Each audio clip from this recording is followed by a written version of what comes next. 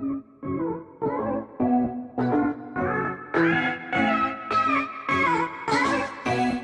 el video anterior hablamos un poco sobre POP o enfermedad pulmonar obstructiva crónica. En este vamos a hablar un poco sobre la tuberculosis. Vamos a hablar un poco sobre su etiología, su epidemiología, sus manifestaciones clínicas, etc. Para la mayor comprensión sobre este tema hay que hablar un poco sobre la anatomía y la fisiología del mismo. ¿Para qué? Para poder entender cómo se realiza este germen dentro del cuerpo del ser humano. Primeramente, vamos a hablar sobre la anatomía pulmonar. Como todo, vamos a hablar primeramente qué son los pulmones. Como dice acá, los pulmones forman parte del sistema respiratorio. Estos son vitales y fundamentales para la vida del ser humano, ya que por medio de ellos respiramos de manera eficaz. Ubicación. Los pulmones están ubicados en el tórax, a ambos lados del corazón, protegidos por las costillas y protegidos entre ellos por el mediastino.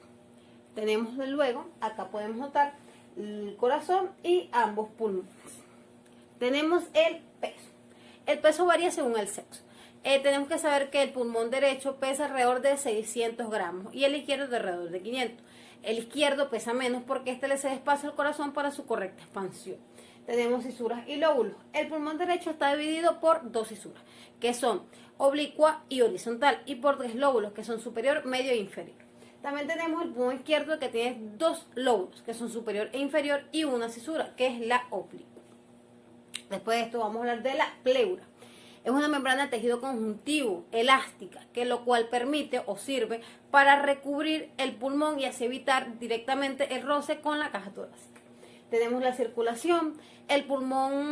Los pulmones reciben oxígeno de los ventrículos del corazón. También estos poseen dos arterias, una que se divide para el pulmón derecho y una que se divide para el pulmón izquierdo. Función de los pulmones. Los pulmones tienen infinidades de funciones, pero la principal es el intercambio gaseoso, ya que por medio de ello el ser humano bota el dióxido de carbono que contiene en el cuerpo por medio del intercambio gaseoso que es realizado por los alveolos. También tenemos eliminación de fármacos, equilibrio ácido-base y participación de hormonas del sistema renina, angiotensina, aldosterona. También acá podemos ver como el corazón, los lóbulos, las cisuras y los pulmones. Ok, después de hablar de la anatomía, vamos a hablar un poco de la fisiología. Lo primero que vamos a encontrar acá es la ventilación pulmonar, que se refiere a la entrada y salida del aire, ¿sí?, que consta de dos fases. Uno es la inspiración, tiene lugar en la contracción del diafragma y los músculos intercostales externos. Aumenta el volumen de la cavidad torácica, por ende aumenta el volumen de los pulmones.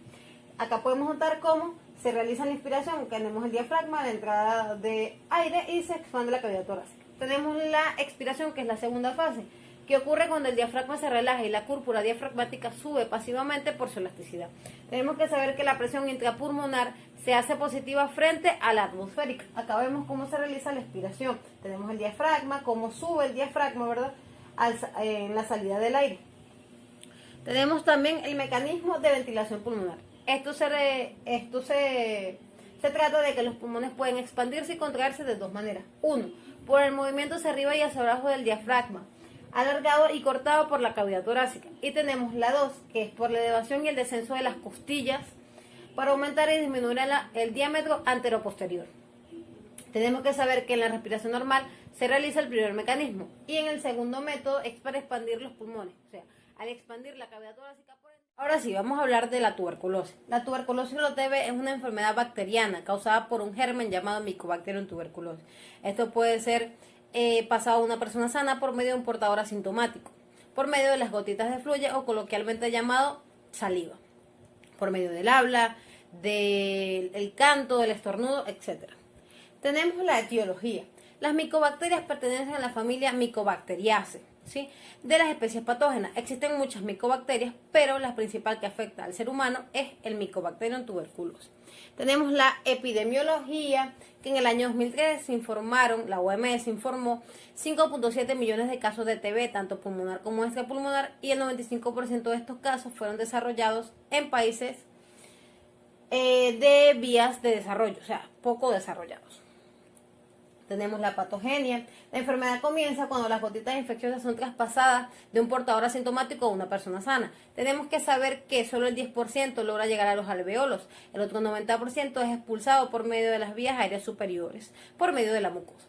Tenemos que saber que cuando este bacilo, se le dice bacilo porque tiene forma de bastón, entra al huésped sano, los macrófagos alveolares actúan de dos maneras. Uno, los macrófagos inhiben la multiplicación de los bacilos, ¿sí? Por medio de mecanismos defensores como oxidorreductores, citocinas, etc. También tenemos que los bacilos continúan multiplicándose hasta que llega un nivel en que destruyen los macrófagos por medio de una lisis celular. Tenemos los mecanismos defensores, que esto significa que de la 2 a la 4 semanas el huésped comienza a tener nuevas reacciones. Una de ellas se trata de la reacción de hipersensibilidad retardada. Esto no es más que el daño hacia los tejidos o una respuesta lasciva. Tenemos la segunda respuesta, que consiste en la activación de los macrófagos por medio de células. Son llamadas linfocitos T, que se transmiten información para así poder eliminar estos bacilos de Mycobacterium. Tenemos las manifestaciones clínicas. La tuberculosis suele dividirse en pulmonar y extrapulmonar. Vamos a hablar primero de la pulmonar. La pulmonar también tiene una clasificación de enfermedad primaria y enfermedad postprimaria o de adulto. Tenemos la enfermedad primaria, que es la tuberculosis primaria, se presenta después de una infección, ¿sí? Perfecto. Iniciada por los bacilos de tuberculosis. Esto puede ser asintomático o también puede tener síntomas como fiebre y dolor pleurético. Las zonas más afectadas son la superior y la inferior de los pulmones. También tenemos la enfermedad postprimaria o de adulto, que esto puede ser o se puede realizar por medio de una reactivación, o sea, de una enfermedad primaria. Las zonas más afectadas son los segmentos apicales, ¿sí? Y posteriores de los lóbulos superiores. Después de esto tenemos la tuberculosis extrapulmonar. ¿Qué quiere decir esto? Que es fuera del pulmón. Las zonas más afectadas son el aparato genitourinario, los ganglios linfáticos, la pleura, el peritoneo, los huesos, las articulaciones, entre otras partes. O no obstante, también tenemos que saber que estos pueden dañar casi todos los órganos, ¿sí? Perfecto. Tenemos después de esto, acá podemos notar los pulmones y su ubicación, o sea, sí, perfecto. Tenemos los síntomas. Los síntomas de la tuberculosis pueden ser tos severas por 3 semanas, hemoptosis, que no es más que cuando una persona escupe sangre, diaforesis, que no es más, bueno, fiebre y escalofríos. Después de esto tenemos el diagnóstico. Para saber que podemos diagnosticar una tuberculosis tenemos los 3 métodos principales, que son por medio de una baciloscopía. Es una prueba que se utiliza para diagnosticar los bacilos o bacilos de Koch, que no es más que los bacilos de Mycobacterium. Tenemos que saber que la prueba se toma directamente de la expectoración que tenga esta persona con esta patología. Tenemos el cultivo, que es un método que se utiliza para diagnosticar los bacilos de Koch. Tenemos que saber que este es un método más asertivo que la baciloscopía. Tenemos los rayos X, que se utiliza una pequeña dosis de radiación para poder observar en el tórax, para así poder observar los pulmones, ver si hay algún tipo de anomalías en esa ubicación. Tenemos que saber que el cultivo es más asertivo que la baciloscopía, pero también tiene sus contras, como que es muy caro, no todos tienen acceso a ellos y además tarda un cierto tiempo para recibir el diagnóstico. También tenemos el tratamiento, los fármacos de la primera línea. Esto vamos a dividirlo en primera línea y segunda línea. En la primera línea vamos a encontrar los fármacos como isoniazida, rampicilina, piramidacida y streptomicina.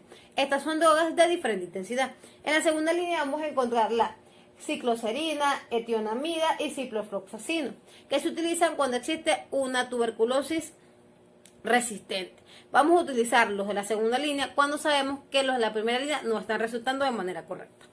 Después, bueno, hemos acabado.